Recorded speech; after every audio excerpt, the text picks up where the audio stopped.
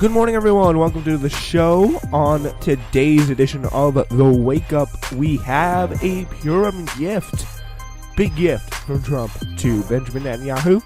We also have a very interesting debate going on in the Democratic Party over reparations. Interesting stuff. Also, we're talking about the military and the Pentagon. Interesting stuff that is going on today.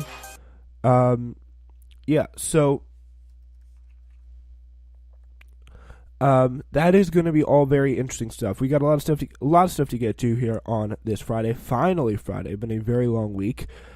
Hopefully it hasn't been as long for you as it has been for me, although it probably has, because it has been the same amount of time.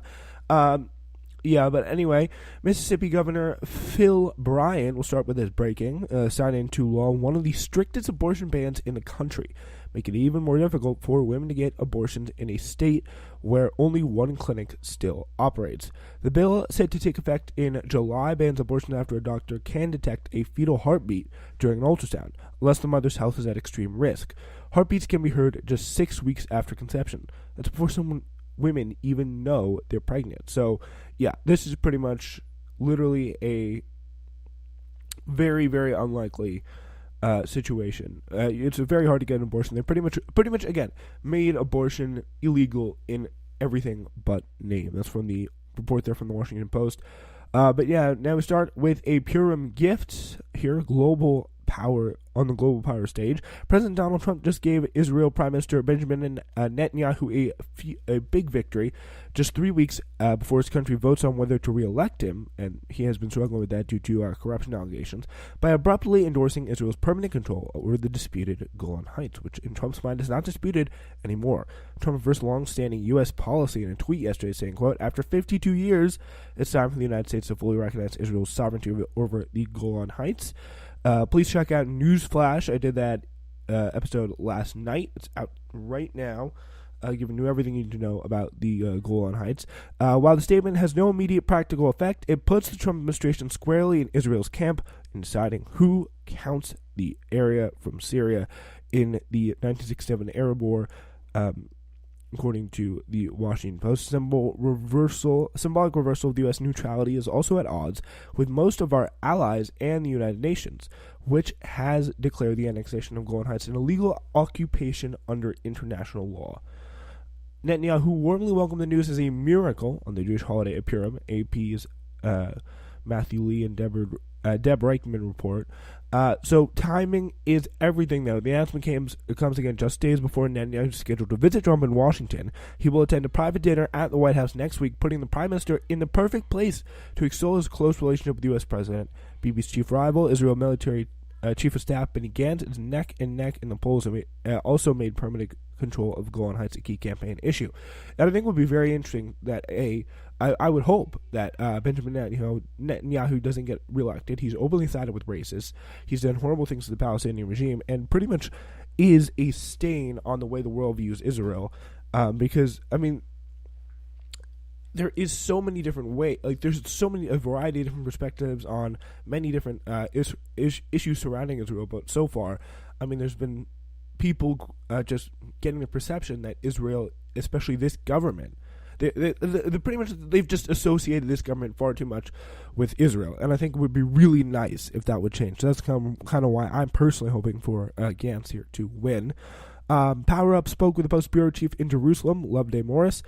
This is the Washington Post I'm talking about here, about how the announcement is playing there on the ground, saying, quote, "Even before Trump's announcement, Secretary of State Mike Pompeo visited Israel less than 3 weeks before the election, was seen as a nod of support to Netanyahu, who is fighting for a new term, his fifth, under a cloud of corruption allegations. U.S. officials went to lengths to deny that it was anything other than a visit to discuss ongoing regional issues, but standing side by side with Netanyahu at the Western Wall, moves other senior U.S. diplomats avoided so as not to imply support for Israel's sovereignty over East Jerusalem, provided Bibi with a pre-election photo call before his Purim gift for Trump." So, like, yeah, pretty much two gifts. And now he's gonna give him sovereignty over East Jerusalem, maybe even the West Bank, maybe even Palestine. Who knows? Oh, they've already kind of occupied that. But anyway, yeah, that's not the point.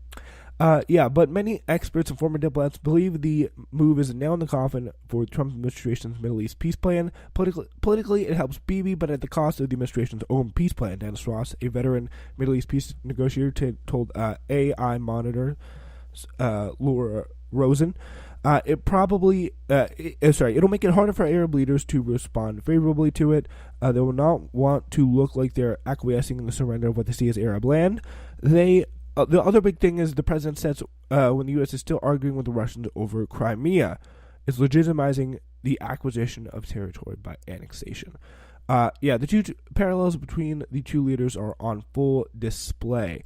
Accused of pandering to far-right elements and sowing discord to win votes, exploiting the term fake news to attack traditional press, and under investigation, they are twins, say some, as it's unbelievable. You see it in their style, you see it in their behavior, even in their language. Yeah. I mean, Trump's got literally all the right-wing authoritarians using fake news now. It's so great, isn't it? Yeah. I mean, Bolsonaro, the psychopathic Brazilian president, even came through and was like, wait a minute. I use the term fake news too. It's a great term. And Trump's like, yeah, I'm so proud of you. Like, Jesus. It makes you want to say, we are screwed. We are screwed. So during his campaign, Netanyahu has been keen to stress his strong relationship with Trump, who recognized Jerusalem as Israel's capital and moved U.S. embassy there. Huge campaign billboards along Israel highway showed the two men shaking hands. Netanyahu in a different league, they read. So that's pretty much what he's trying to get to. Really, he's trying to show that he has the close ties to Trump, and Trump is, what I can guess is he's trying to probably convey the message that he can get Trump to do pretty much anything he wants him to do for the benefit of Israel, which, it's probably true, to be honest. When the Prime Minister appeared on national television hours after the Attorney General announced he would proceed with the indictment process, Netanyahu's first point was to mention his strong relationship with Trump and Russian President Vladimir Putin. How biased is it? How false is it? I know how much it infuriates you. Netanyahu said after Attorney General recommended Netanyahu be indicted on charges of fraud, breach of trust, and bribery in 3 criminal cases. I'm assuming talking to the people there. The Trump's policy change also comes in the wake of his newest wave of attacks on Democrats in 2020, saying, quote, literally, Democrats hate Jewish people, even though literally the leader of the Senate is their leader in the Senate is Jewish. I don't know how much of the Democratic caucus is Jewish, but I'm sure it's a pretty sizable amount. You got Elliot Engel, those people. That's obviously a BS claim. All you got to do is look at the resolution they passed on the moment anyone tried to criticize Israel against someone in their own party. It's pretty ridiculous. Yeah, so a handful of 2020 Dems announced that they would not be attending AIPAC's conference in D.C.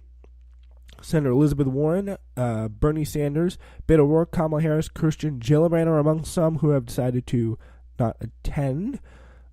He'll also avoid Howard Schultz is also going to be avoiding the AIPAC conference as well. It comes down to the liberal advocacy group Move On, who has really called on the Democratic presidential candidates to skip this year's policy conference, saying AIPAC had tried to thwart the Iran nuclear deal and employed anti-Muslim and anti-Arab rhetoric. So, yeah, they are really the right-wing kind of faction of the Israeli government. That's really what they represent here in America, and it's really been a shame, as I said last night, that the American government has been wholesale behind them for this period of time. Yeah. So in an effort to reinforce their party's support for Israel, 2 Jewish House Democrats introduced a resolution sponsored by Representatives Gerald Nadler and Bradley Schneider that strongly rejects the global boycott, divestment, and sanctions movement, or BDS. That movement aims to apply economic pressure to compel Israel to change its policy towards the Palestinians and reaffirms support for a 2-state solution to the Israel-Palestinian conflict. So yeah, it seems pretty unradical. And again, it is another. It's like we're giving gifts to Benjamin Netanyahu for both sides here. That's what it really looks like, because what I'm seeing here is that, this seems to be pretty much the exact same thing. And it is, again, it's an attack on free speech and people's ability to protest. And I don't like it. I really don't like that at all. So we're going to have to keep an eye on that and see if that House does the same thing the Senate does. I think the Senate's just enough. But no, we need to do more. So in another indication that Kim Jong-un is preparing to pull back from diplomacy and denuclearization, he withdrew staff from an inter-Korea liaison office in North Korea. The move comes a month after talks between the U.S. and North Korea collapsed in Hanoi, Vietnam. So, that's another thing that kind of makes you grit your teeth and think, oh, okay, are we going back to where we were before? I don't know. Hopefully not. But we will definitely have to keep an eye on that. Anyway, so, we're now going to go through a whip around on the issue of reparations with 2020 Democrats. For almost 3 decades, Michigan Representative John Conyers fought unsuccessfully for what became H.R. 40, a bill that will form the Commission on Experts to study and suggest proposals on reparations for the descendants of slaves. The legislation was given the number 40 in a nod to the massive land redistribution that Union General William T. Sherman promised free slaves at the end of the Civil War, where the phrase 40 acres and a mule comes from. That was the first attempt at reparations rescinded by President Andrew Johnson. Land was turned to white landowners. Andrew Johnson was a pretty awful president, got impeached. So I almost confused that with Andrew Jackson there for a second. But in sign of just how much presidential candidates can change on the conversation, H.R. 40, the topic of reparations, is receiving renewed attention after Senator Kamala Harris was asked on it on The Breakfast Club. I'm sure you've heard that clip. But in examining where the field stands on reparations, Power Up Washington Post found that no major contenders are explicitly promising financial payments to the descendants of slaves. However, candidates are endorsing H.R. 40 or something like it. So here are the positions on, we're going to go through the positions for everyone. Joe Biden, again, obviously he's not running. Matt Visor recently uncovered comments from Matt Visor from the Washington Post, where he recently uncovered comments that Biden made in a 1975 interview with a Delaware newspaper who questioned the very reason for reparations. I do not buy the concept that popular in the 60s, which said, we have suppressed the black man for 300 years and the white man is now far ahead in race for everything our society offers. So, that is the take from Joe Biden. It's an old take, granted. He may have changed his mind on it, but with what he says recently, what he's been saying recently, he probably, it feels like he wants to go back in time sometimes. So I don't know. Cory Booker believes that we must take corrective action to atone for the economic harm inflicted upon African Americans, beginning with slavery. Campaign spokesperson told Washington Post it would be addressed through baby bonds, a proposal that would give every child $1,000 at birth.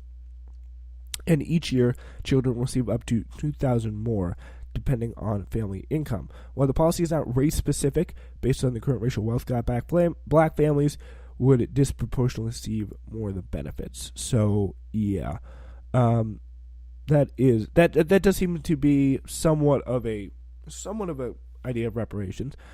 Pete Buttigieg says he previously said not seeing a workable proposal for a cash transfer that people would come together around, but he does believe that we need to find something of accounting for persistent racial inequalities today. Julian Castro said on CNN the country should address the original sin of slavery, including by looking at reparations. This would be accomplished by a presidential commission or task force, which is similar to H.R. 40. That's the idea that he had back in the Conyers had for many years. John Delaney said in a statement to Power Up that Delaney's cash reparations are impossible. Said that he's going to be against it here. Watch.